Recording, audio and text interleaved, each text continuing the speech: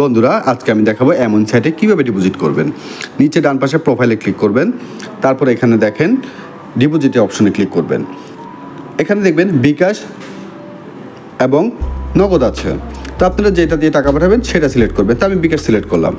বিকাশ select করার পরে নিচে অ্যামাউন্ট আছে 100 থেকে 20,000 টাকা পর্যন্ত। আপনারা যে কোনো অ্যামাউন্টের এখানে উঠাতে পারবেন, যেমন 250, 230, 360 এভাবেই।